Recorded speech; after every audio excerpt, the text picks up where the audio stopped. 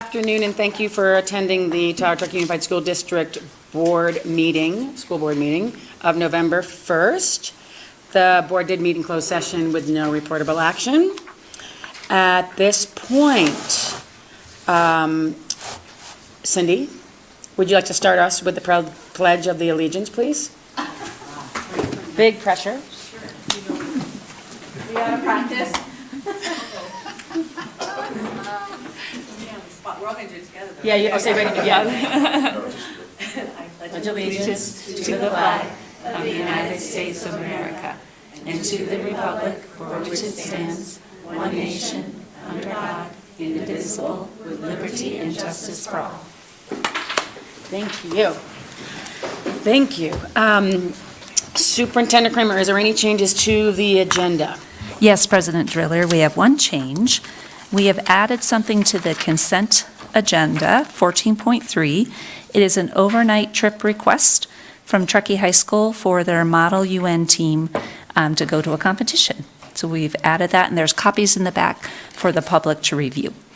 Okay, and that's my understanding is that it's taking place before the next board meeting, which is why we have to do it now. Correct. Yep. Okay, is there any other, okay, so the board, do you have any motion to approve the agenda? I'll make a motion to approve the agenda as amended, including item 14.3 under consent. Thank you. Any second? Thank you, Pat. All in favor? Aye. Aye. Aye. Aye. Aye.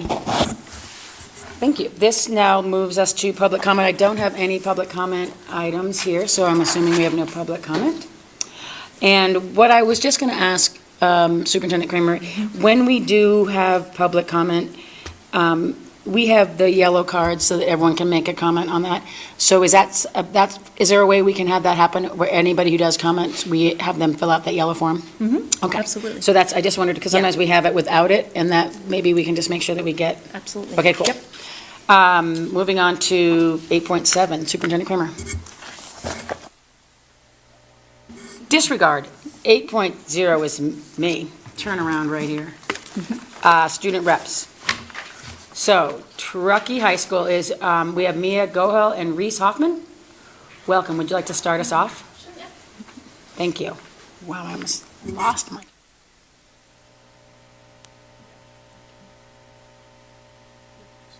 Hi, I'm Reese. Oh, is it on?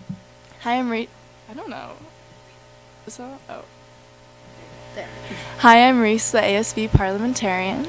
And I'm Mia, the ASB treasurer. So far, since the last time we've been here, we've had our homecoming dance, which was super successful, and our theme was Back to the Future. We also had the start of the playoff games for most of our sports. We've raised money for cancer awareness. We also had a cancer awareness week where every day we dressed up different colors to support different types of cancers, and we also raised money for that. We had the nationwide earthquake drill, which was successful, and we had the fall band performance and the fall play as well. And what we're doing next, within this next month of November, is we have all of our sports playoffs for fall sports.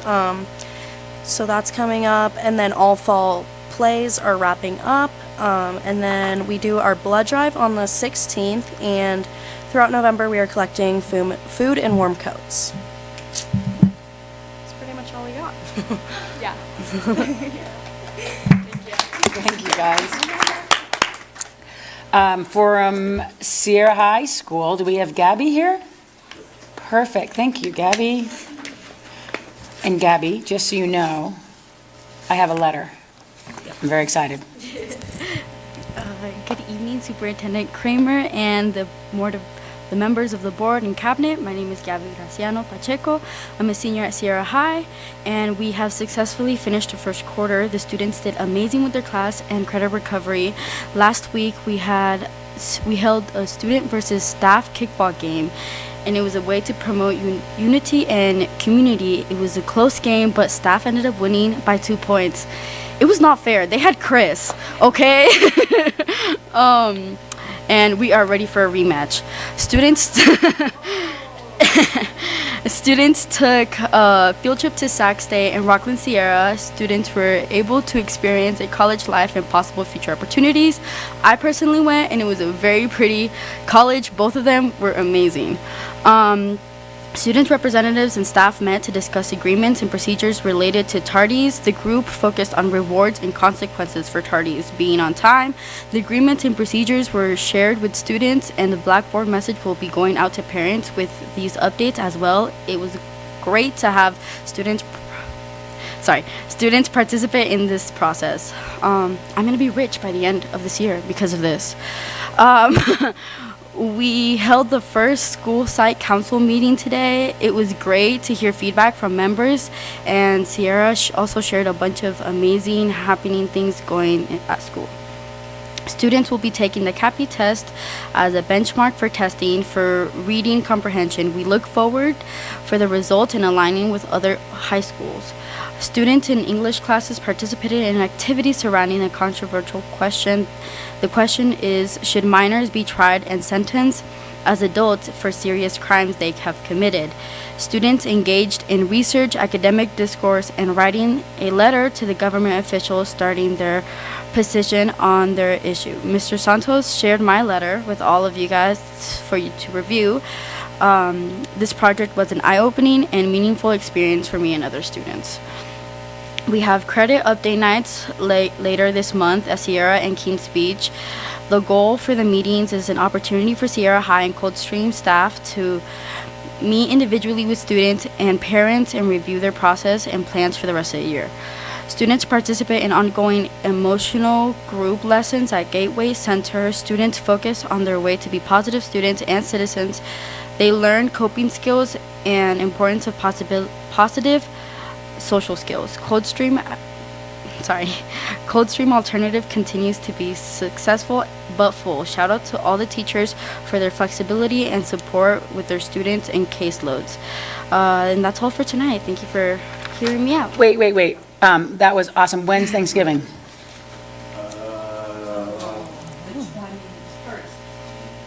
Isn't it the 24th? No, I know, but when is your celebration? I was like...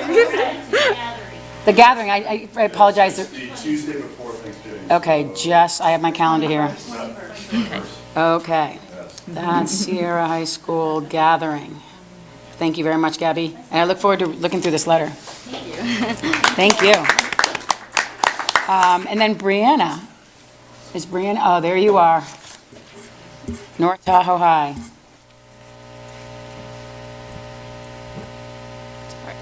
Hi, I'm Brianna Muldrew, and I'm part of the student body at North Tahoe. Last week, our sophomores and juniors took the PSATs online for the first time ever. College reps have been visiting our school frequently, talking to juniors and seniors mainly about college opportunities. Conference night is on November 16th, and parents from GRIT program will be selling food to raise money for future college trips. Our Spirit Week from October 9th to October 13th was a success with new Spirit Days that we haven't done before. And the end of the week, we had our first pep rally. Almost all of the games were new, and the entire rally was student-led by leadership. And we had new Spirit shirts made by one of our students, Sammy Carnevali. They were handed out to the entire student body, and then following our rally, we had homecoming the next day at the squaw stables, and our students really enjoyed the DJ. On Tuesday, we had our annual Halloween contest, where each class decorates a certain hallway and had a chosen theme and skit. A select group of teachers will walk through the hallways at brunch and judge. Whoever wins earns 3 Spirit points for a chance to win the Spirit Cup at the end of the year. And this year, sophomores and seniors tied. I'm excited to announce our very first night football game was a huge success, and we've never had so much support for our football team before. Girls golf won the state championships for the 2nd year in a row. Cross country girls and boys are regional champs and are off to states. Our boys soccer team made it to regionals and will participate in states this weekend in Elko. Our girls volleyball team played this season 18-0 and moves on to regional playoffs in Yerington this weekend in attempts to keep their winning streak. Our football, girls soccer, tennis, mountain biking teams have come to an end, showing a great amount of improvement from beginning to end, and our girls and boys are looking forward to a great next season. Thank you for making the effort all the way out here. And we love hearing from you. Thank you very much. Now I will turn this over to Superintendent Kramer. Yes, Board of Trustees, it is my pleasure to recognize our Executive Director of Student Services, Dr. Anna Marie Cohen, to introduce our showcase today. Thank you, Superintendent Kramer, and good evening, Board of Trustees and members of the community. I am pleased to introduce Cindy Maciel, TTUSD's Coordinator of Early Learning Programs. Cindy has been integral in the development and implementation of early learning programs across the district for 25 years, beginning in the STEP program. With her role expanding to continuous improvement of early learning programs with evidence-based practices, high-quality instruction, and accountability measures. Cindy leads within the community by developing partnerships with agencies, TTUSD, and the community child care providers. She is a strong advocate for early learning at the local, state, and national levels. And Cindy is here to provide highlights of the early learning work happening within TTUSD. Cindy? Thank you. First, I'm going to hand these out to you guys.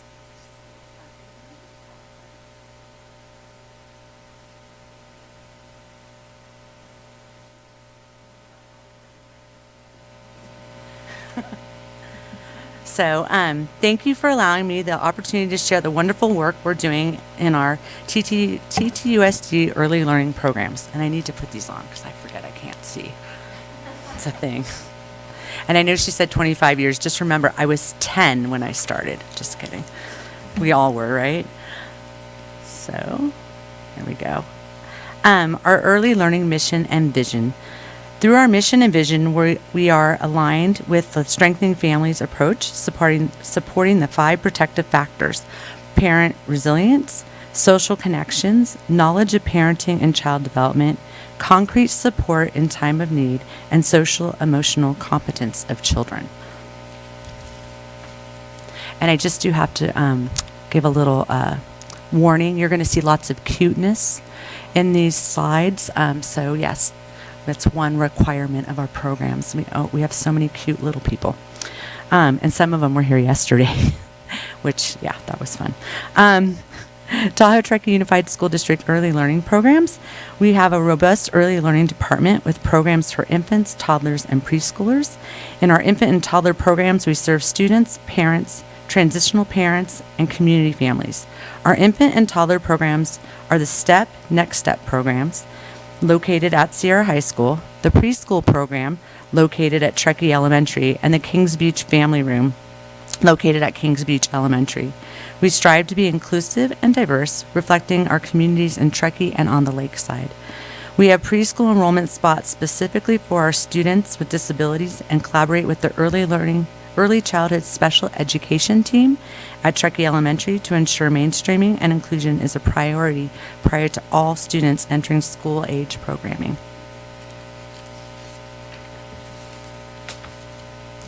So I didn't tell you what programs we had. Oh, sorry.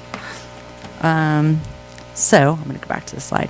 We have the STEP and Next Step program, the Teen Parenting Program component, the Truckee Elementary Preschool, Early Childhood Special Ed, Kings Beach Family Room program, and then the Early Learning Coordination piece that yours truly gets to do. So TTUSD Early Learning Programs promote the following. And I'm not going to read the slide. You guys can read it.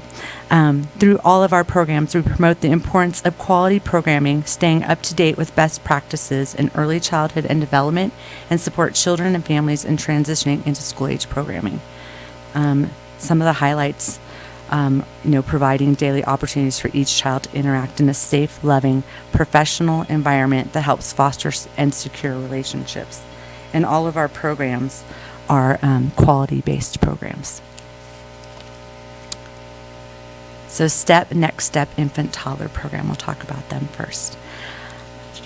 And it is located at Sierra High, and I don't know if many of you know this, but it's at Sierra High because way back when, 25 years ago, when the district got the grant for the parenting program, Miss Loomis was like, I want it on our campus. It was a good fit, and it still is a good fit to this day. So that's why we're located over there. So Next Step Infant Toddler Program, like Dr. Cohen said, it was started in 1998 school year, and in 2000 we added we call it Next Step, but we added our transitional component, and basically that was through our partnership with Early Head Start. And I look at Kirsten because we started way back. It's been, I think the partnership with Early Head Start was 20 plus years ago, because Kirsten and I worked together on that. So that's what. Kirsten, sorry, I knew that. Kirsten.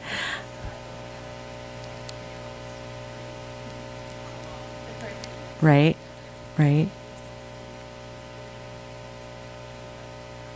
Oh, 2009, sorry. I should have given you these to proof. Should have let you proofread.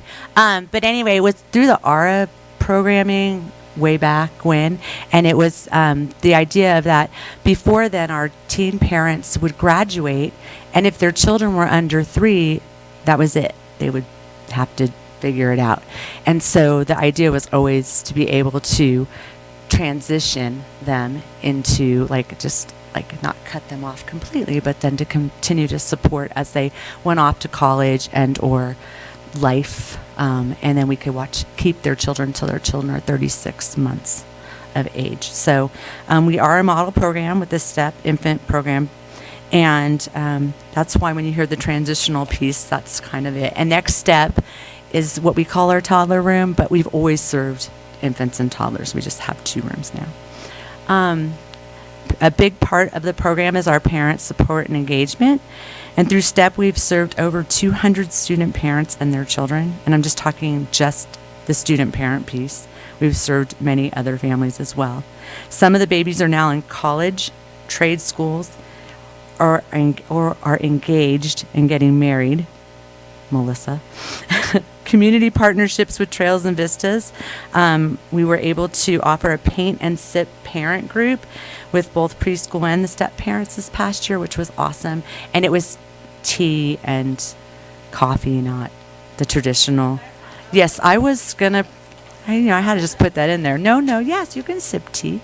Anyway, we serve our teen parents as well as our other families in our programming through parent meetings and enrichment. So Truckee Preschool is another umbrella of the TTUSD early learning programs. And that was founded in 2001, but I could be wrong, but I think that's right. I got that info for somebody else. And it has been integrated into the Truckee Elementary School culture. And Truckee Preschool is a quality program located on the elementary school campus. Being located on the elementary school campus offers enrichment opportunities to our little learners, such as PE, music, and the library, and also just being on the campus with the bigs. And it also helps transition the preschool parents and families to be part of the school climate and atmosphere and culture. So it's a nice, smooth transition. We partner with Placer and Nevada County Libraries to provide library cards to all of our students and families. And through the Nevada County First 5, we're able to visit the Truckee Library 2 times a month with our littles.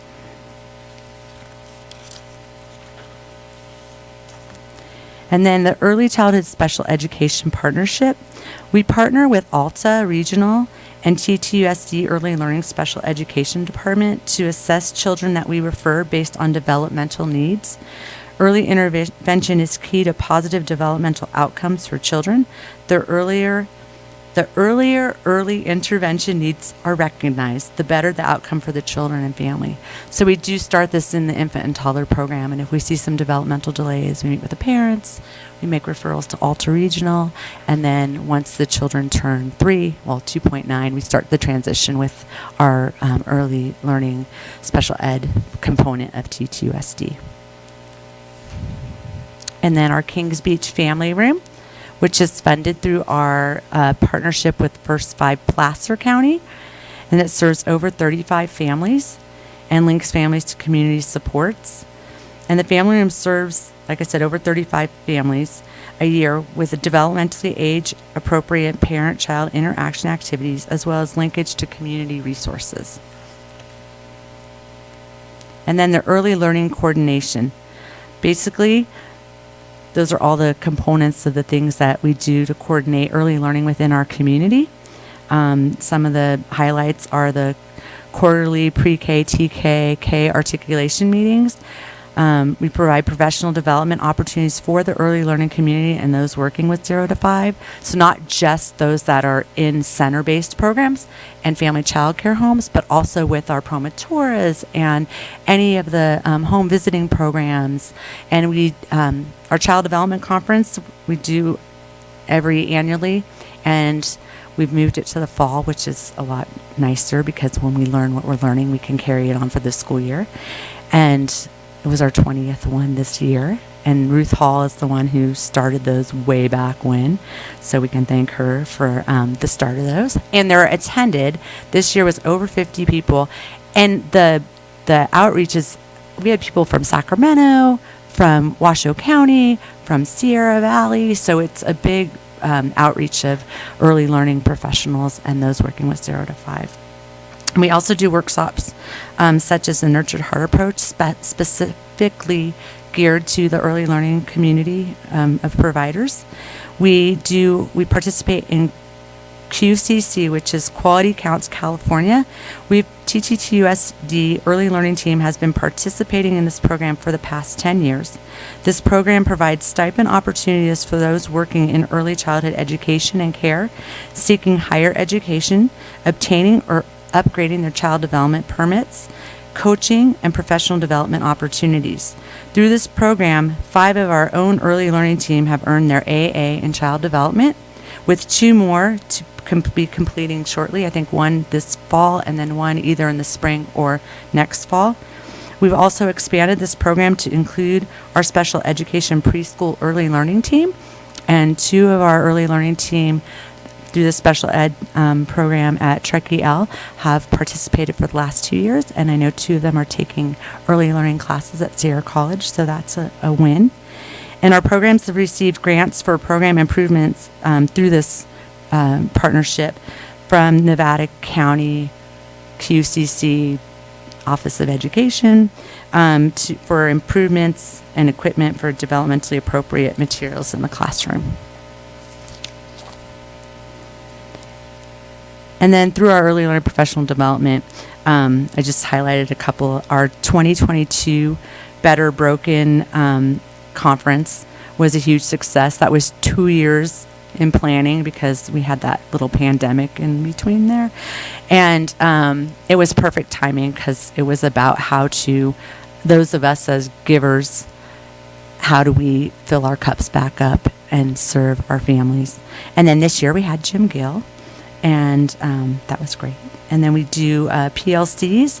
We're currently doing a book study that is about 6, 7. Are we doing 7 or 8? Once a month. Our book study.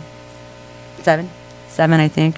We're reading Lisa Murphy's book on being child-centered, and we are also sharing that book with our TK teachers, so they're reading it as well.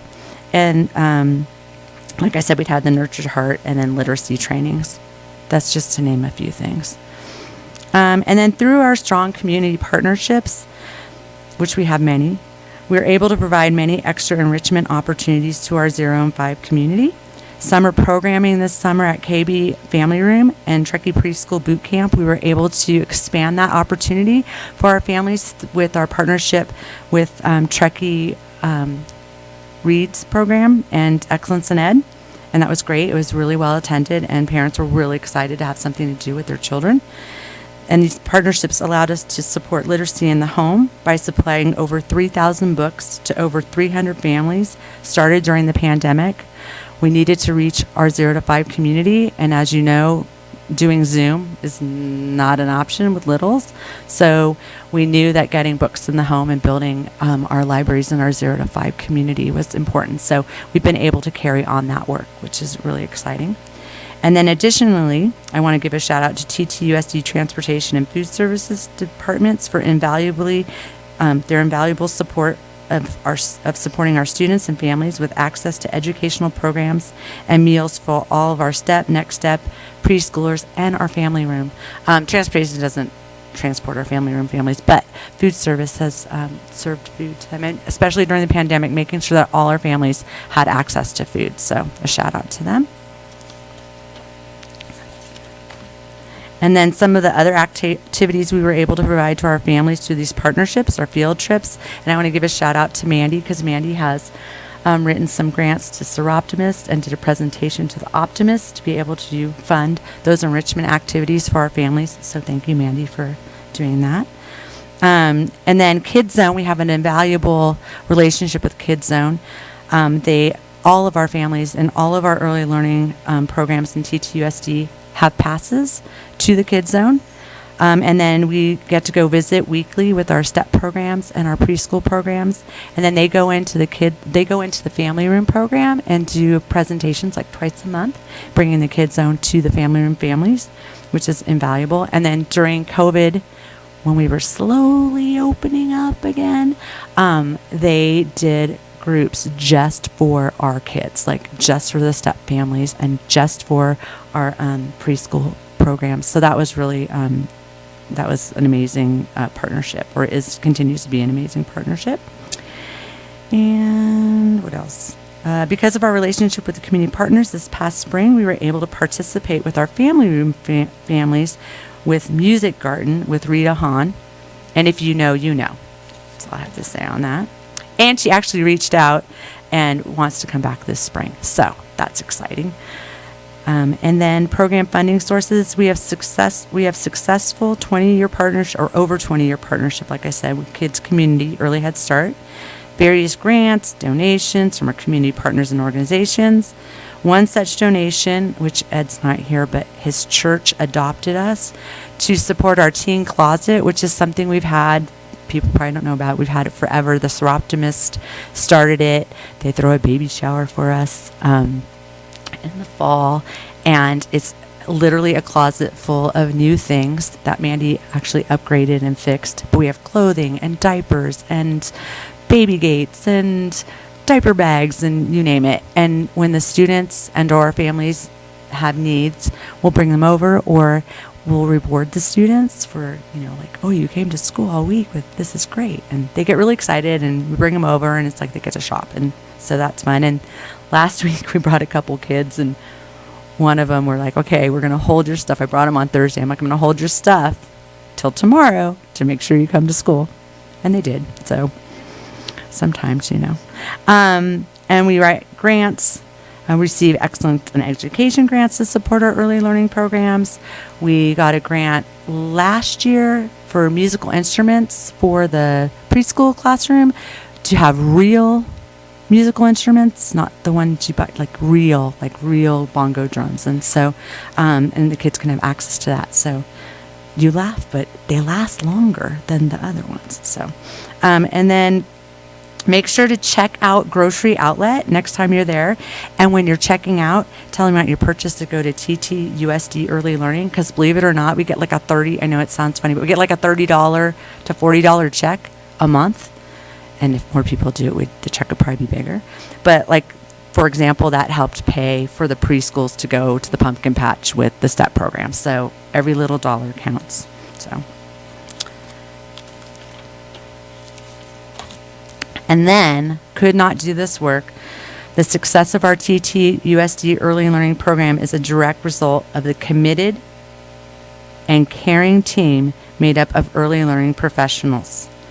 At the STEP program, Melissa Cruz, Mandy Carvinen, Taya Cannon, Jenna Groen, Brenda Delgadillo, and Jenny Saldana, who just left and went to Glenshire. But they're all amazing.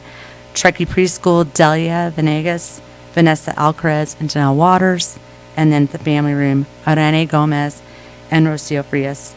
We would not have the recognized quality programs that we have without this team of amazing individuals that truly, and I mean truly, care about the development of our littlest learners.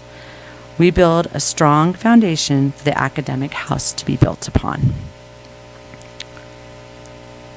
And as I wrap up our showcase, I want to highlight the programs and the activities that align with the TTUSD strategic plan.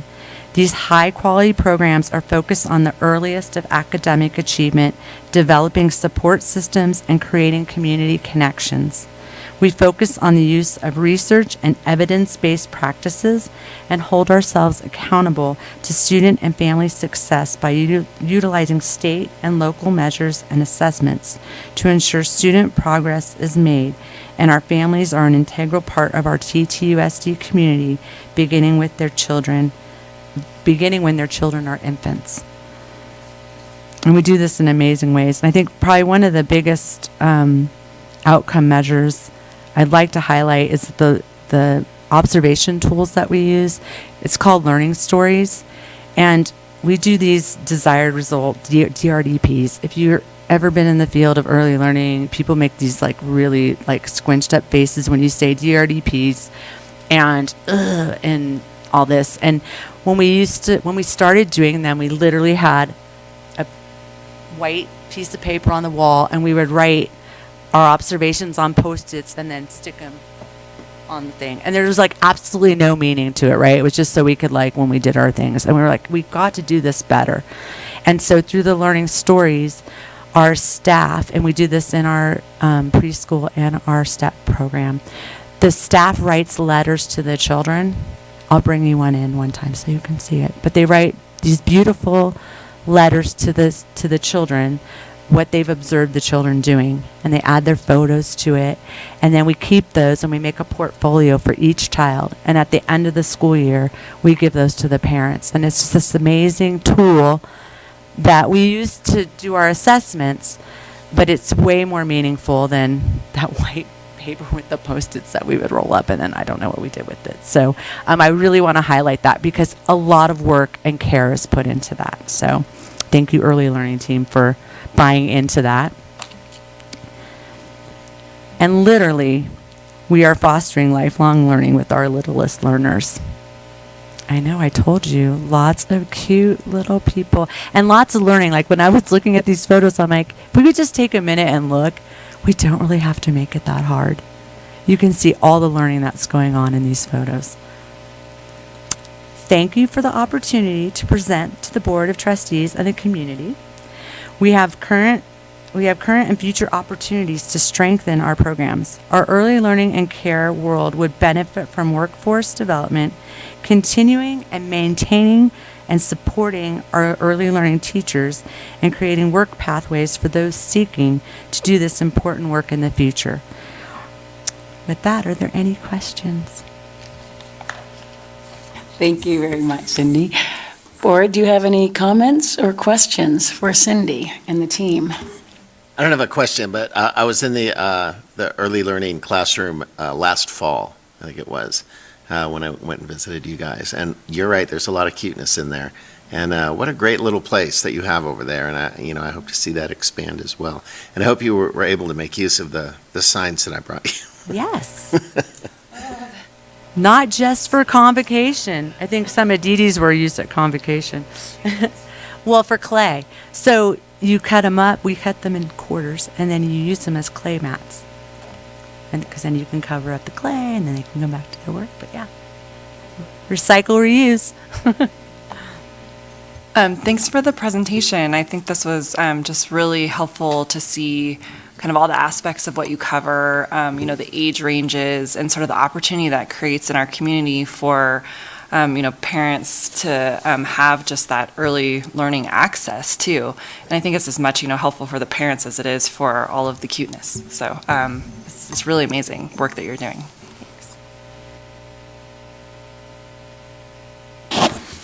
I too just want to say thank you for all the work that you do. I was trying not to get all emotional because I remember when and I'm going to say it wrong, but when the preschool toddler room did not look like it looks today. I mean, I was there at the end of last school year, and I could, number one, feel the love from the adults toward the littles, but then it's just such an amazing space, and to think that the amount of students that have gone through our district that would not graduate if not for the program that you guys nurture and steward, and so just really grateful and thankful. I mean, just to piggyback on all that, thank you so much, Cindy. You know, your team's leadership. I know that it would not be in existence without your faith in the program and your persistence and refusal to accept no for an answer. Whether it was Placer County, Auburn, any of the people down the hill who hold the pocketbooks and the big checkbooks, you were always the one to leverage the community partnerships so that we wouldn't be isolated and fragmented and alone up here trying to pull off these incredible programs. So kudos to you. I know it's been probably a very long journey. It feels like more like 30 years, honestly. But it just proves how much hard work actually pays off and how vision, just never give up on dreaming. You know, this is just an example of how far things can go if you just don't give up. So congratulations and thank you. Thank you guys for your support. Couldn't do it without you guys and the support. And I think that goes to the comment that someone told me I'm a pebble in a shoe. And I wasn't sure if that meant I was irritating or if that just meant I was persistent. But I'm going to go with what you said. Take it as a compliment. It's like, a total compliment. Take it. I know he totally left. We won't call out who called me that. There could be several people that have called me that. But I do want to say that I feel like over the last 25 years, like how blessed I am to be able to have a career that I've had, because like you said, the dream and the people I get to work with and the lives I get to see. I mean, living in a small town, like maybe with the exception of going to Safeway and running into everyone you know, Yes. that's not the necessarily benefit. But it is a benefit too. But being able to see the young people that have gone through the program and go into a meeting, going into a collaborative meeting, and you have former students that were in our program that are sitting there working for the community house, or Yulisa, I don't know if anyone knows Yulisa Mendez, but she was interning at our school last year. Like, talk about how like full circle moments. I get to work with full circle moments, so I feel blessed every day. And yeah, tired at times, but I still love what I do. So thank you guys. I want to say something. Sorry. Because first of all, I'm going to publicly apologize for not coming to the conference. I was supposed to, and I apologize. Mandy, grants. I'm always after the grants, and I'm psyched that you've been able to find so many. That's awesome. And then the early help with special ed is something that's been there, but now has blossomed more. Is that just because I'm paying attention? Did we always have special ed kind of? Special ed preschool was around before I was here. Yeah, so it just seems like we're acknowledging it more, or that we've sort of made the pathway so that it seems to me that and I'm not saying that but we've been highlighted by our special ed programs, and I think just having it start at the younger ages now is, as you said, the early intervention is more, is beneficial. But I know I'm looking at both of you, but it's nice to have it so that it's been showcased and that you're recognizing it every time we can in a public arena. And then the other thing, the Kid Zone is a great thing to have. Like, that's a huge connection. And again, we, as Amber knows, I keep lugging our community. There's so many different ways that our community does involve. It does get involved, but I also would say that what's the coolest thing is that the success of your students has been that they started out with you at 2, or, before birth or whatever, yes. And now they're still within our community supporting us. And I think that is why our community has been so successful, but also that we have something like in our little bitty town, something as crazy as that school thing is, like the whole craziness that we've got parents that are young teens with babies in school and we're supporting every step of the way. And then they become these great people in our community. So I I think it's a good start, as you said, a building block for the house, but I think that you've got all of us at the top supporting it, but it is, we're really, really lucky to have this in our community. And I thank you all for doing all the hard work. I definitely think that could be my next career, hanging out there. You can come anytime. We need subs. No, thank you. No, that was great, thank you. No public, sorry, unless our public, any public comment? Sorry, we didn't even ask you guys. All right, with that, you did a fantastic job. Thank you very much. We always love showcases. All right, 10.0, Superintendent's Report. Superintendent Kramer. Thank you, President Driller. I want to start my report off by thanking all of our elementary and middle school families and guardians for attending parent conferences last week. Research consistently demonstrates and shows that students perform better in school when their parents or guardians are actively involved. And that partnership between school and home supports the collective mission this year of our district about engaging and empowering our students to achieve their potential. So we really appreciate participation.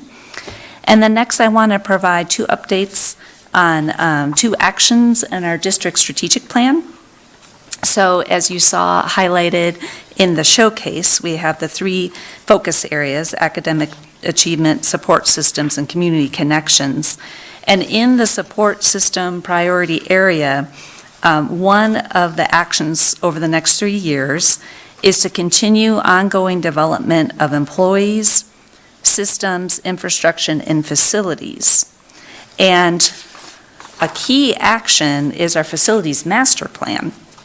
And so that work has been happening, the development of this over the last 2 years. And the purpose of the facilities master plan is to provide a framework for the ongoing maintenance and improvement of our facilities and infrastructure to support our district's educational and programmatic goals. And I'm very excited to say that we have 2 community input meetings coming up to gather kind of the final look at our plans and final feedback. So it's an excellent opportunity for the community members and current families to come see the drafts. So these will be drafts of each school site with a couple different versions in some cases. And we're seeking input and feedback from the community, and that includes the athletics fields at both high schools. And so those nights are Tuesday, November 7th. That will be at North Tahoe High School from 5:30 to 7 in the library, and that's for our lakeside schools. And then the next day on Wednesday, November 8th at Truckee High School, also from 5:30 to 7 in the cafeteria, and that will highlight all the Truckee side schools.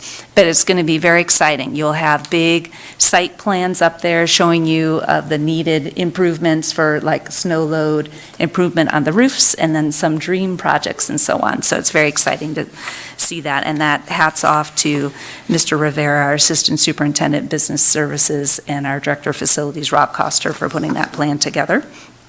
And then the second action in the support systems part of our district strategic plan has to do with developing ongoing support for our employees.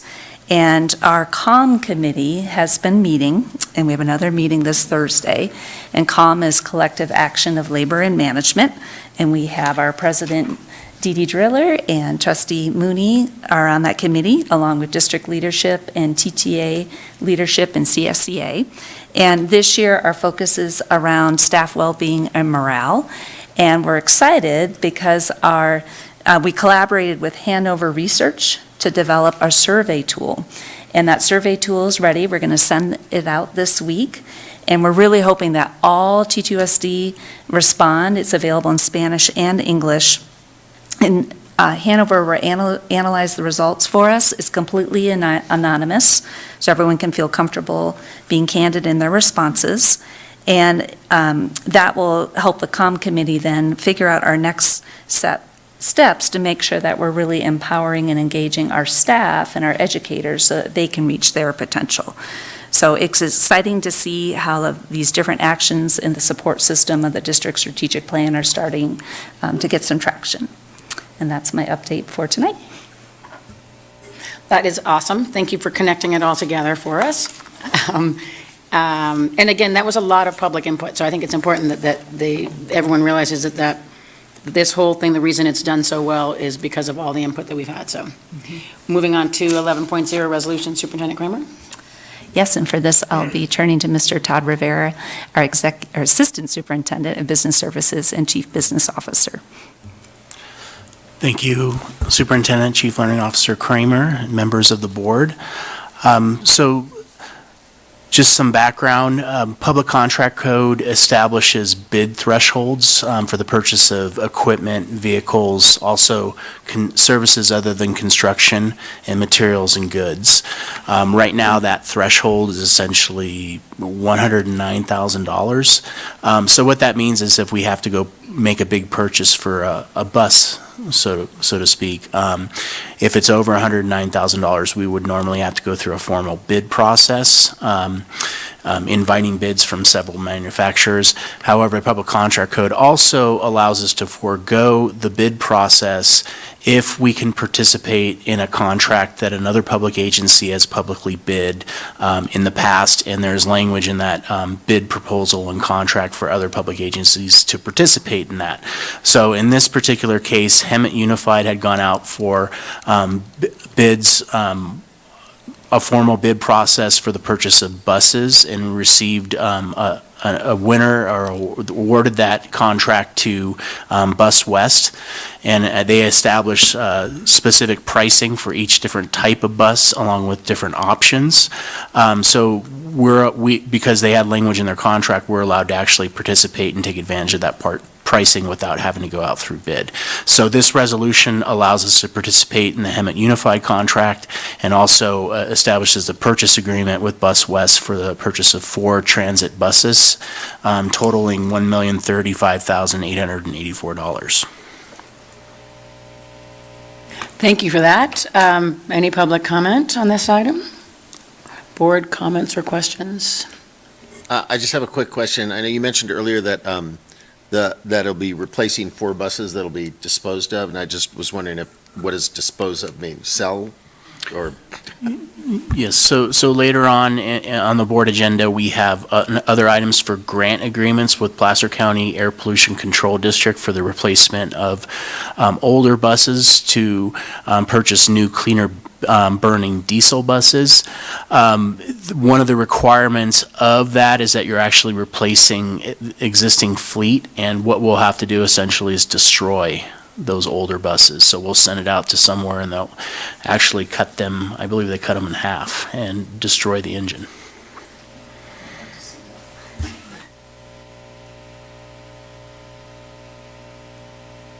That's an interesting answer. Like, I did not realize that it had to be destroyed. There's no way we could do public housing in those. Okay, wow. Any other board comments or questions? That is interesting. I would have not known that.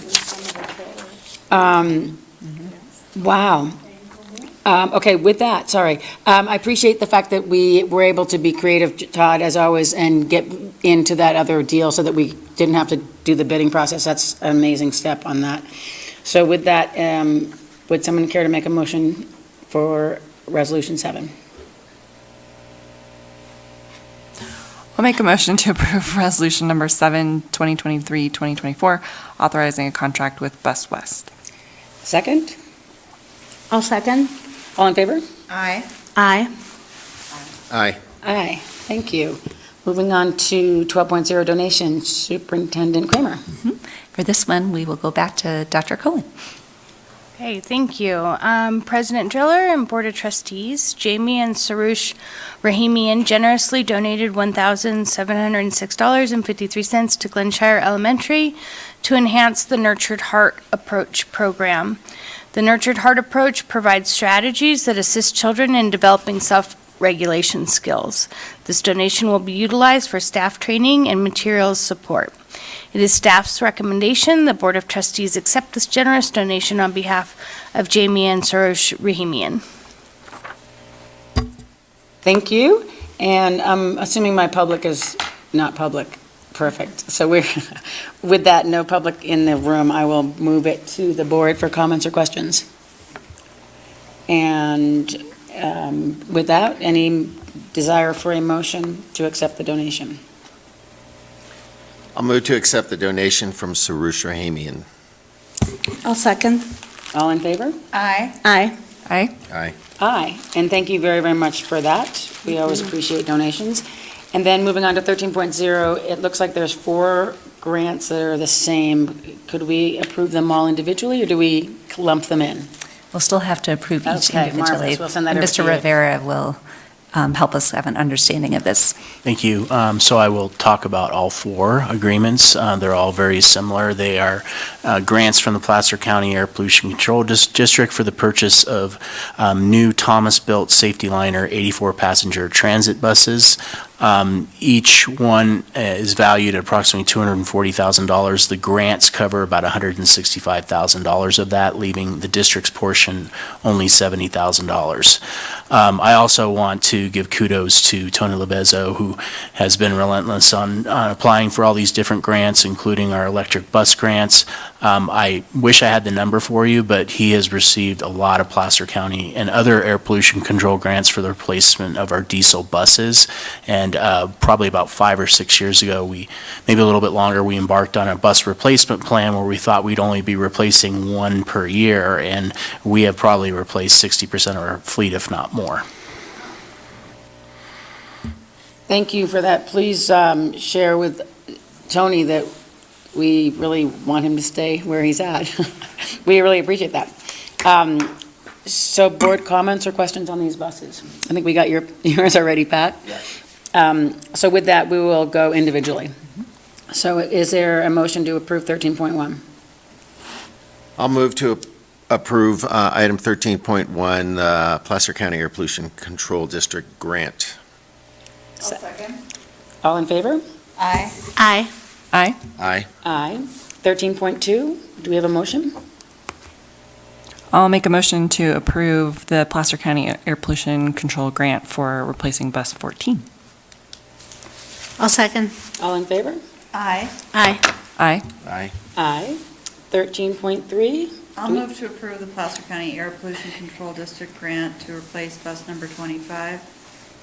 Second. thank you. All in favor? Aye. Aye. Aye. Aye. Aye. And 13.4? Do we have a motion? I'll move to approve item 13.4, Placer County Air Pollution Control District grant to replace bus number 2. I'll second. Oh, go ahead. All in favor? Aye. Aye. Aye. Aye. Aye, thank you. Moving on to 14.0, the consent agenda does reflect the addition of 14.3. Were there any questions or comments from the board on 14.3? With that, would anyone care to make a motion to approve the consent agenda as presented? I'll make a motion to approve the consent agenda as amended. I'll second. All in favor? Aye. Aye. Aye. Aye. Aye. Moving on to 16.0. 16.1 looks like it's going to be CSEA. Melissa? Good evening. I'm Melissa, CSEA president. Not very many people here. I have a really, really quick update. Nothing crazy or super exciting other than we just got our approval back from CSEA today regarding our initial proposal. So we'll be able to ratify that with our membership and then get it to you guys for the next board agenda. Hopefully the 15th is the next meeting. Yeah. We do have our first tentative date for negotiations, the end of November, so that's also exciting. And then we had our first chapter meeting middle of October and got a lot of input from people. We had a great show, which was really good, and more people wanting to be part of the comm meeting and just get a little bit more involved. So that was positive. But that's all I have for tonight. Thanks. Getting more members involved is a huge plus, so that's a lot, even though it may be a short speech, Melissa. Thank you for that. And TTEA. Happy fall. Happy Dia de Muerte. I missed the kermés over at Kings Beach because I was running between a couple different things. Knock on wood, we have made it 2 months with no smoke days, no snow days so far. Things that the first quarter which all of that made the first quarter like fly by. I couldn't believe last week when I was putting grades in for 9 weeks already. The TTA grievance team has been very idle. Nick has actually been able to focus on teaching and football this year and not having to do a bunch of other stuff with that one. We, like the school reports from the students, the postseason teams, fall sports teams are doing great, lots of great action. I watched North Tahoe's boys and girls take first on the regionals because my husband is coaching. He got roped in. He hasn't figured out that retirement thing yet. As well as Truckee girls won their division. The boys took second, but won academic state for the cross-country teams. That was great. I will be back out there again. We call it the Goose Poop Central because it is out there at Rancho San Rafael. It's a really good course for the kids. And then I know soccer, football, everybody, volleyball, everybody's going to somewhere in the garden spots of Nevada this weekend. It's always nice having our California schools competing for Nevada State Championships. The walkathons were a success at our elementary schools. My granddaughter was so excited to do the walkathon again. I asked her, I said, so, Taylor, how far did you walk? She said, I don't know, but my shirt's green. But she got super excited. She said, Grandma, I got to do my walkathon. And then we had our first round of bargaining last Friday. It started off a little slower than we expected, but we are very hopeful that it will pick up and we will have a successful bargaining season. And last but not least, happy Thanksgiving to everybody. Thanks, Erin. Always great to hear from you, even though it's short and always positive. We love it. And I just heard that you were going to be a mentor for one of my seniors. Yes. My favorite, yes, Ryder. Yeah. Yeah, It's a great thing. good kid. Yeah. So senior projects are back in English classes. And so Can you make sure you're on the, just for the the senior community, projects are back in the English classes at North Tahoe. And I just saw one of the proposals are starting to come in. It's their second semester final.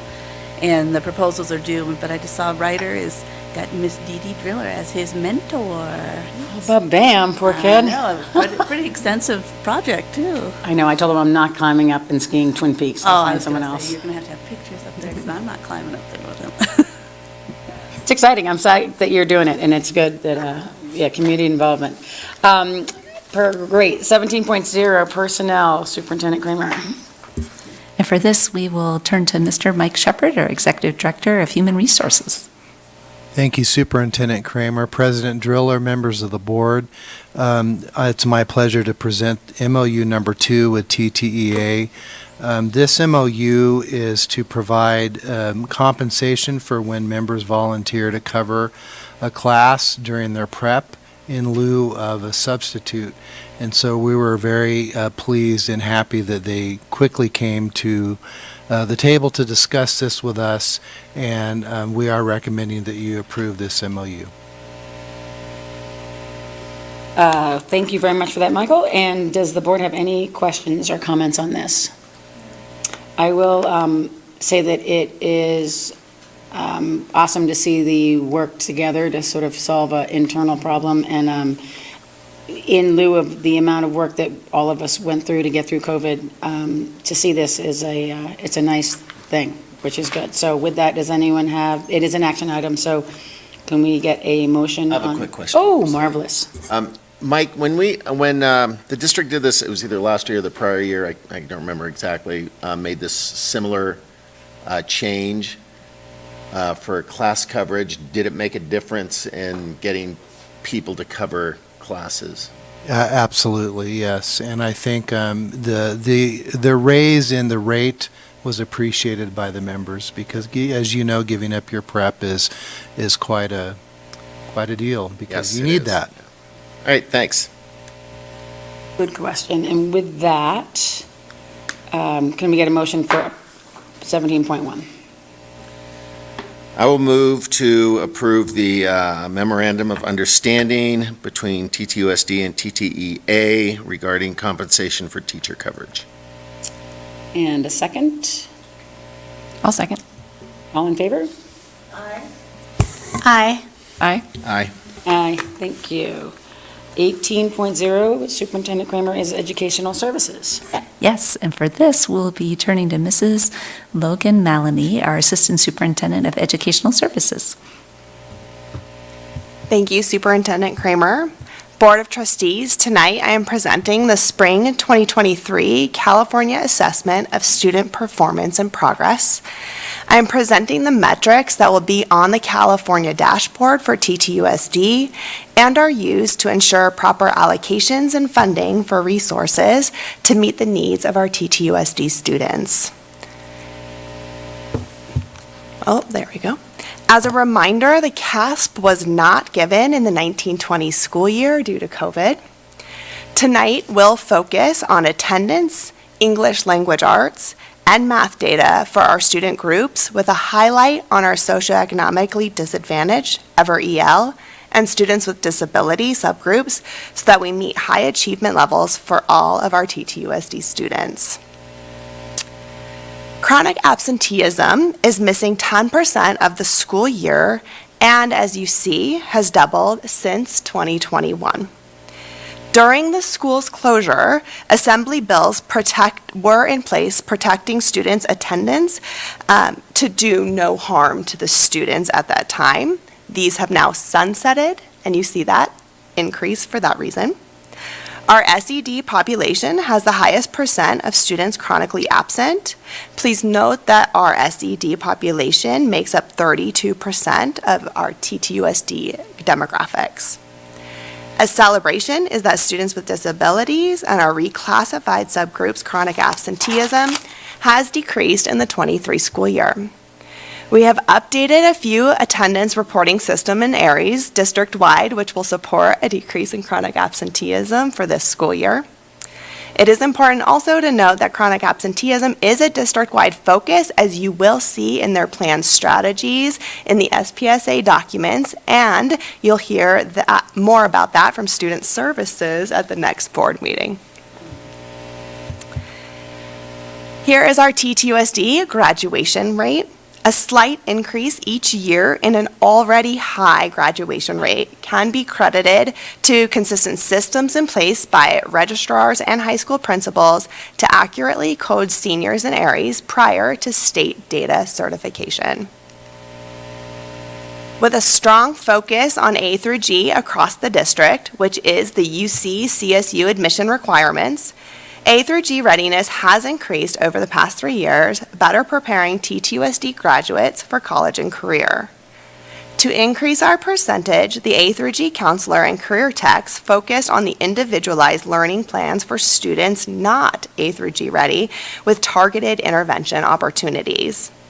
There was also new exposure to college and career opportunities, explicit presentations on A through G awareness, and in-person college and career partner visits offered. Here you'll see our TTUSD English learners progressing towards English proficiency. Students making at least one level's growth on the summative LPAC has almost doubled from 22 to 23. Returning to in-person instruction consistently and being able to implement integrated and designated English language development instruction made an impact. Knowing that we want 100% of English learners to make at least one level of growth per year, our district has made the agreement to prioritize academic discourse across all grade levels, TK-12, and across all content areas in order to accelerate student progress for speaking and listening, which, when strategically planned and implemented, can also positively impact reading and writing scores. So then looking at our STAR local assessment reading results, STAR Reading is our current local reading screener. In this slide, Lexiles, which is a range measuring both reading ability and text complexity of reading, were used to calculate students at and above grade levels. TTUSD is working with teachers to use Lexile level because it is the most commonly used, whether that be in a reading benchmark assessment or CASP reporting out on Lexile levels. And even IKEA documents are in Lexile ranges as well. And they provide an accurate measurement correlated to college and career readiness. As you see, our EL population are developing their English acquisition, which can be seen in their scores on the left. Once they've reached proficiency in English language arts, STAR reading being one of those metrics, they often are reclassified to the redesignated subgroup population. So as you see, our subgroups are not performing at the level of our white student subgroup population. First, on the right, reviewing our STAR and then looking at our state CASP results for ELA proficiency, scores are staying relatively the same for the whole district for the last 3 years. Most subgroups are scoring higher or equal to that of the state, but not the county. We are taking advantage of continuous improvement, professional development with Placer County to collaborate on what is working with our alike districts. Our white student population is outperforming the state and county. The percent at and above includes a nearly met student group and met student group. So a district-wide focus on literacy using a universal screener and more specific diagnostic assessments at all grade spans continue to be executed, and at the sites with this progress monitoring in place have shown a correlation to the increased ELA scores. When we break down ELA even further into domains, domains are the main components assessed in English Language Arts, CASP. They are reading, writing, listening, and researching. These main areas are taught in all Tier 1 general education classrooms, TK-12. Tier 1 instruction is the instruction that provides all students with high-quality initial classroom instruction tied to our guaranteed and viable curriculum, powered by research-backed strategies. Because our highest percentage of students are in the near standard range for all of the domains, we can align strategies for these domains in all Tier 1 instruction to meet the needs of all of our students. This is the main purpose of choosing academic discourse practices as our first district agreement so that we meet the needs of all of our students in English Language Arts. We focus on our college career readiness standards as we do see an overall decline in 11th grade proficiency trend in 2023 ELA CASP results. Though our district is still above the proficiency score you see there at 2583, and we must focus on our persistent achievement gap for our SED and our EL subgroups as both subgroups continue to be below the proficiency score each year. So you have seen our data, and what have we learned? All teachers and instructional leaders can work on meeting the needs of our students in English Language Arts by focusing on the Tier 1 instructional best practices like academic conversations. When we choose a district-wide focus, we see celebrations and we see small increases in assessment scores. We see successful student work or subgroup score increases like our SED population. We see a higher percentage of at and above in English Language Art with a district-wide focus for many years in literacy in comparison to math. So let's see our math scores. Overall, you can see district, county, and state are low performing in math. TTUSD is currently working with the Math Steering Committee and all math teachers to analyze results of the math pilot and will be possibly adopting a new math curricula K-12 based on this analysis. When we break our math scores down to domains, concepts and procedures, problem solving, communicating, reasoning are the three main math domains assessed. Communicating reasoning continues to be our strongest domain. This can be linked to our district-wide focus in literacy. Our lowest domain is concepts and procedures, which is the memorization and algorithms to be more successful on multi-step problems. Looking at the balance of procedural math with academic language justification, this is the priority of the adoption committee when reviewing the pilot results. In the public PDF of this slideshow, there are additional slides, which includes trends for the current 5th grade class and 8th grade transition years. But again, here we focus on grade 11 from the math CASP trend. We use the SED and EL subgroups because historically they have been most in need subgroups nationwide and continue to be, and we are part of that as a district to focus on those two subgroups. Overall, as you see, the 11th grade declined below the proficiency score line and a 94-point decrease for our EL subgroup last year. So what have we learned? We need to focus on our math achievement. Yep. And in our pilot committee meetings, teachers will use assessment results to compare everyday math to Eureka and CPM to Carnegie to decide the best curriculum to meet the needs of all of our students. So it wouldn't be state data without an unmatched cohort conversation. I did keep the color coding the same, meaning 2023 is that dark red. However, I did put 23 data last to visually see the cohort's yearly movement. So these are most often the same group of students. So when we look at current 9th grade, you have their 6th, 7th, and 8th grade state scores. You see an increase in English language arts for our Hispanic, our SED, and our students with disability subgroups. And in 9th grade math, we see an increase each year for our white and our SED and our Hispanic subgroups. We can attribute this success to in-person instruction.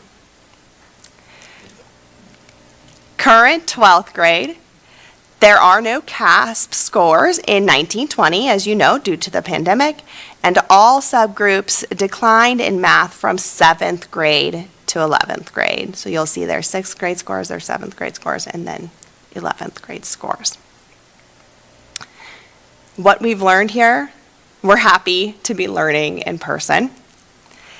When we focus on academic discourse strategies, this will support our college and career readiness. Focusing on data-informed in-person math instruction using the best math curriculum to meet the identified needs for all students. Our identified needs based on this data are aligned with our priorities and action steps listed in our newly adopted district strategic plan. We have learned we have a need for adopting an effective curriculum in math, which is that action 1.1.1 that you see. We have learned we have a need also for aligning evidence-based strategies like academic conversation across all content areas in district-wide classroom instruction, Action 1.1.2. So please, when reviewing the site plans for approval at next board meeting, you will see the district alignment in these strategies listed to meet the 23-24 site goals in English language arts, math, English language proficiency, school culture and climate, and college and career readiness using the data analyzed tonight. This is an informational presentation only tonight. Thank you. And are there any questions or comments from the board? Thank you for giving us that. And I know you gave it to us before with other slides that we all got to look at. So any board comments after that presentation? Nothing on that end?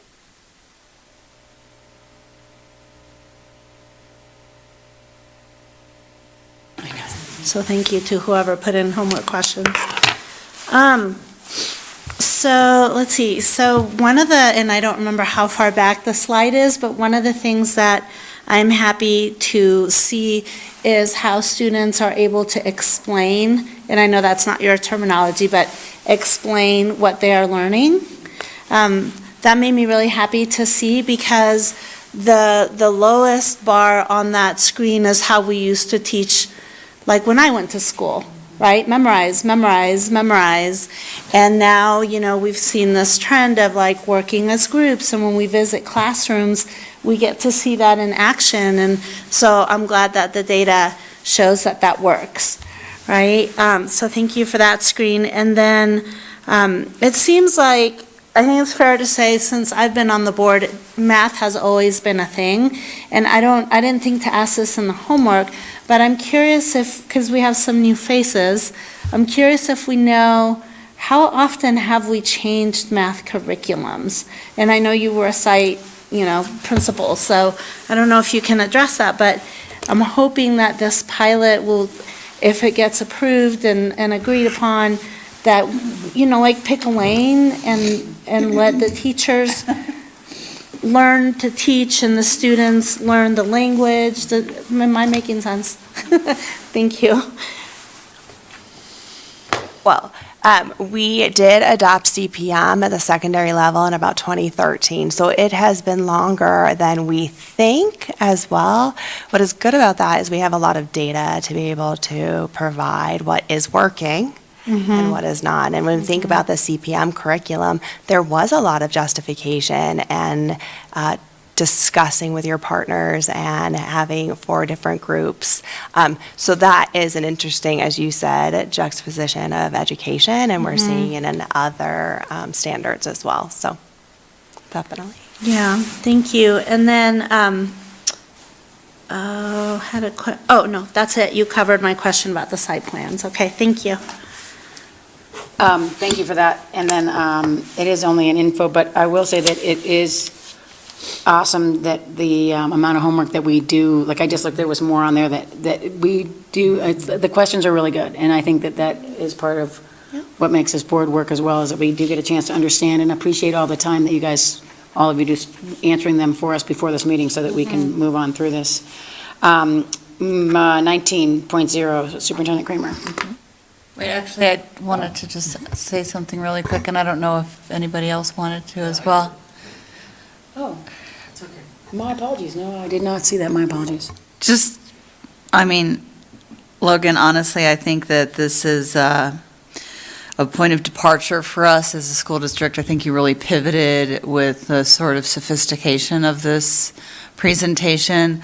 It wasn't really just sort of like scattergrams and stuff. You really did the interpretation part and the heavy lifting, and you integrated it into our strategic plan. So I just want to say that's notable, and I think that that's the shift that we're taking in the district leadership is really having this data be a really meaningful conversation. I really appreciate you pulling out the cohorts so that we could make sense of what happened during COVID and what are our takeaways as a result of what we did in COVID and what we can build upon. In particular, as Board Member Hennessy mentioned, the math quagmire continues to present us with some challenges. But this really helped us to really deepen our understanding and also really prepare ourselves for the presentations that you're bringing to us in 2 weeks. So thank you. Well done. Fantastic. Thanks. This was a great slide presentation. It had so much detailed information. It was a lot to digest, and which is why you got so many questions, and you're going to get some more. I'm sorry.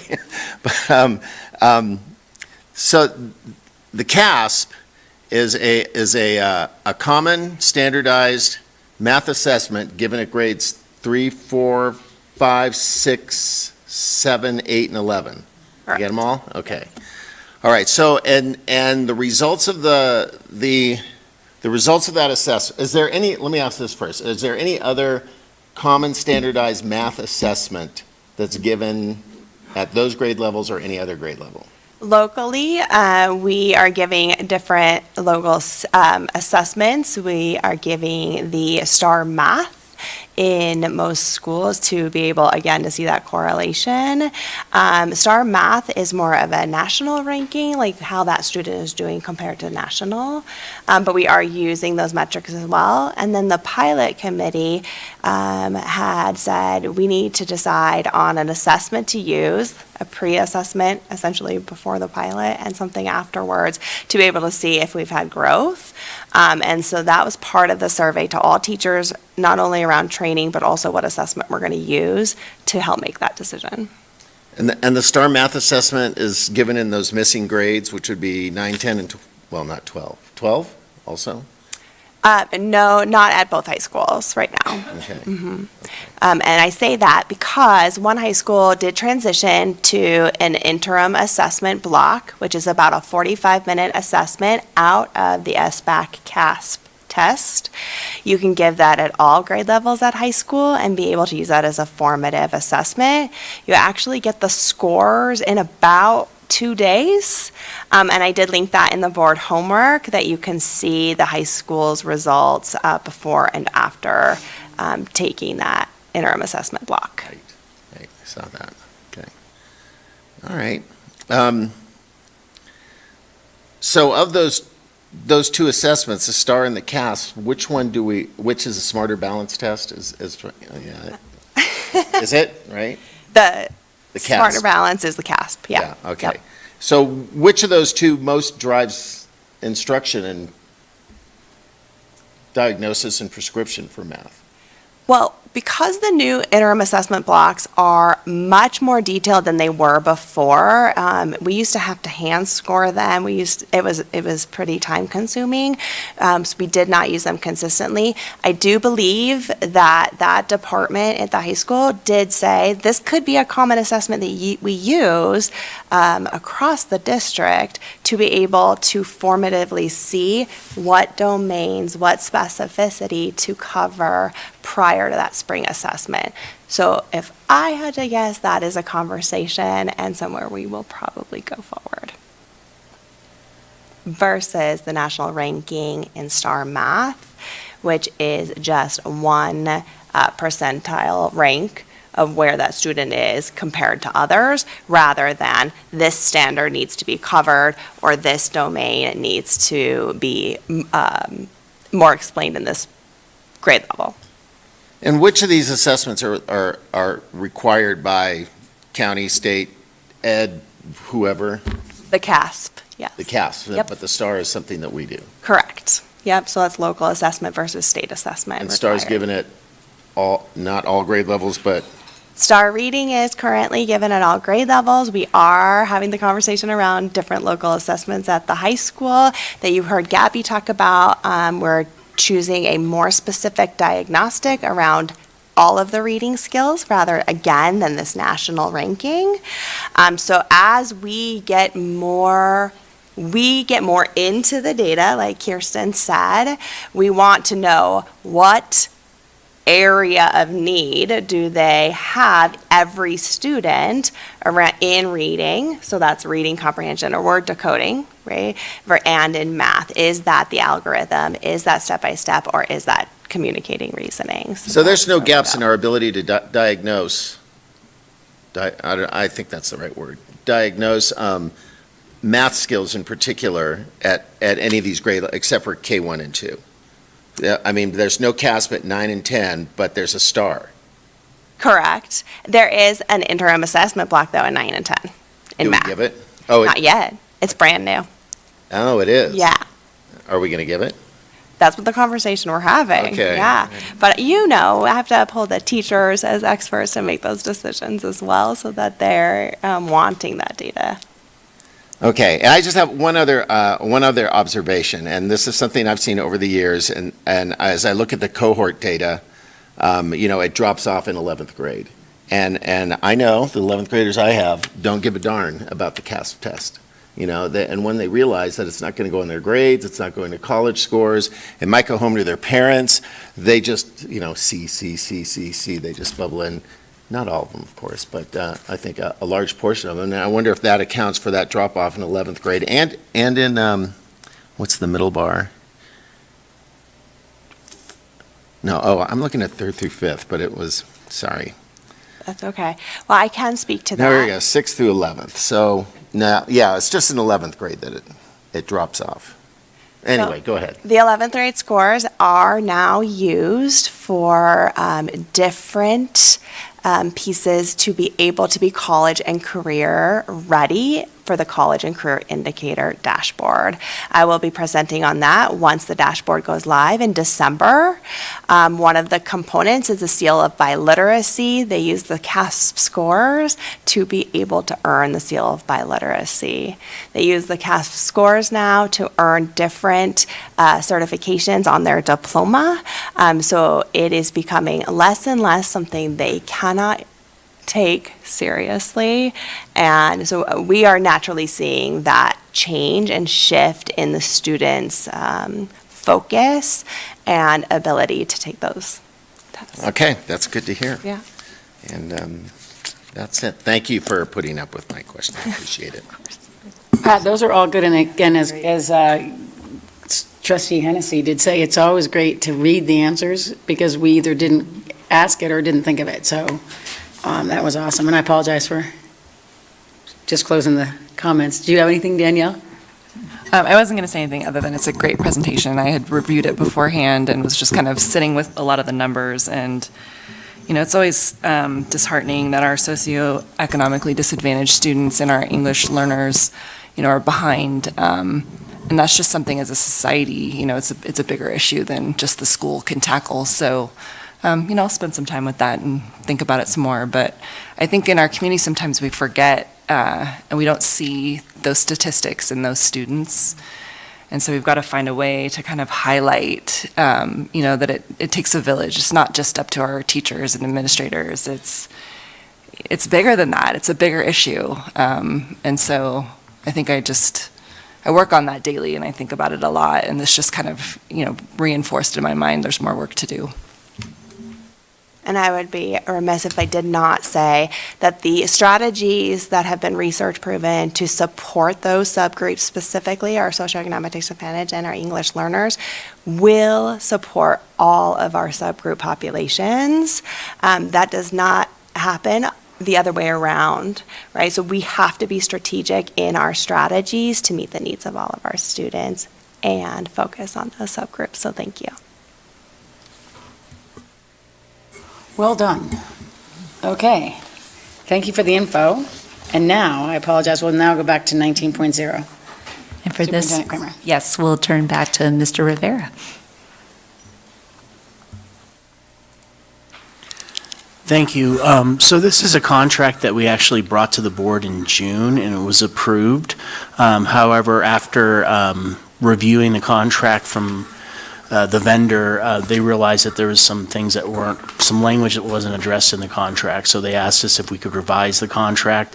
There was enough changes that it wasn't just going to be done in an amendment, so we're bringing this contract back to you. It's a contract with ChargePoint for the purchase of our EV chargers at the transportation office for the electric buses. We're purchasing a total of 3 regular charge stations and 1 quick charge station. And the amount of that is $97,746. And the former contract will be terminated, and there's no issue with that. Thank you for that. I'm excited about them. Any board comments? No. On our charging stations? I'm excited. And then I did ask a question that if for some reason we do have to move our facilities, those things can come with us, which I thought was cool, that we could just move those charging entities with us. So with that, that is an action item. Would there be a motion for 19.1? I'll make a motion to approve 19.1, the agreement number 23. I'll second. All in favor? Aye. Aye. Aye. Aye. Aye. Great. And then back to you for 2.0, Superintendent Kramer. Yes, and for these info-only items, we'll turn to Mr. Shepherd. Thank you. So you'll notice that there's a large number of 4,000 policies we're going to be updating this year, and we're bringing you 2 a month. And the 4,000 series deals with HR, personnel. And so just as a reminder, the 4100s deal with certificated non-managers, the 42s deal with classified employees, and the 43s are unrepresented groups management and classified confidential. So this first one, the 4161.1 and so forth, is really to reflect some outdated language and updates based on AB 1041 that was passed in 2022, and that added designated person as another in the definition of the family member for whom an employee may take leave. So, and this is an info item, so if there are any questions, this will be coming back to you next month under consent. Thank you for that, Michael, and I think we've all appreciated the fact that we are looking at our board policies, and so thank you for bringing them slowly to us. Any board comments on the first read of 20.1? Okay, and back to you. Thank you. Yes, and then Mr. Shepherd, 20.2, please. And 20.2 is similar, some minor updates. These policies are about our first read of our required annual notifications to employees. So occasionally, as laws change, as things get added, these policies need to be updated. And so this will reflect in the fall next year when we send out new notifications, this will be updated to reflect this policy that you will hopefully pass next month. Thank you. Any board comments on this 20.2 item? Okay, seeing none, then we'll wait for that and we'll just put those on consent? Yes. Yep, okay. Thank you, and that brings us to 21.0, board business. Ms. Kirsten Levac, how do you feel about starting us off? I don't have anything to share tonight. Chris? I just wanted to acknowledge and thank my fellow trustees because I thought our governance session was very productive. And so I really appreciate everybody taking a chunk of their day to come and work together to improve not just how we work together, but just to learn more about our district and how to serve our staff and our students better. And then I just wanted to remind everyone that there is still a play happening at Truckee High School. I will be attending Friday night. It's Friday night, Saturday, and I don't know if there's a matinee. But check the website. No matinee on Sunday. Okay. Yeah, so that's still happening, and it's the of being earnest, the importance of being earnest. So Truckee High School is putting that on one last weekend to go and support our kids. And then I wanted to ask, if at all possible, when we get the site plans, maybe not everyone likes a hard copy, but I do because I know it's a lot of paper and I'm really sorry, but if I may have it as a hard copy, I appreciate it and I can come pick it up, whatever. Thank you. I have nothing tonight. Pat, you've got to say, no. I'm going to highlight Pat, our trustee Pat, in terms of our importance of being earnest. I went on Friday, did see your daughter, and your wife does a phenomenal job. You did a lot of construction work. It was great. Nothing fell over, which was great. That's a plus. Waiting to see. Not hurting the kids. But the lines they had to memorize, we were blown away. Like, it made me laugh. And then the accents, which was great. Olivia Stontiner, 14. Like, that was awesome. Anyway, a lot of great. And then I think the coolest thing was that when we were sitting there and all of a sudden this mob of kids came in. I think it was the entire North Tahoe team. Yeah. But then they all hooted and hollered for them while we were going. So of course we yelled. We didn't know what we were yelling for, but it was awesome. It was really good. It was great. I had a nice chat with your daughter. She even came up and said hello. I do want to also compliment, thank, and the team effort for their governance. I was so happy that we did it. I so needed it. And I think we came out of it with, I think, a lot of things to do, a lot of things to understand, and a lot of things that we did understand. So really appreciate having Michael come up, and then also just everybody having a chance to talk. Last final race this last weekend was in Carson, or no, that was the weekend before, but then we had our party for the mountain bike team, and I think we had 5 seniors that graduated from the North Tahoe side. It was great. They did awesome. We had podiums. Suduri Dunning got 2nd overall for the whole district, the whole league. Evan Helton, I think he got 4th overall, I think. I don't have it in front of me, but we ended up with a lot of our kids getting on there. Finn McKenna, our visually impaired kid, got the Sender Award from the last race, just because, just being the most cordial, kind person. We do Sender events, or Sender, everyone, like whoever does something nice or is a positive role model, they get the Sender Award, and Finn got it last time, which was awesome. And then, what else? That was it. I'm looking forward to Kids Zone gathering next week. I'm going to go with Superintendent Kramer, and then our comm meeting on Thursday. I think that's something that has been a really awesome way to go. I'm really glad we went to that conference and that we've continued. And with that, meeting's adjourned.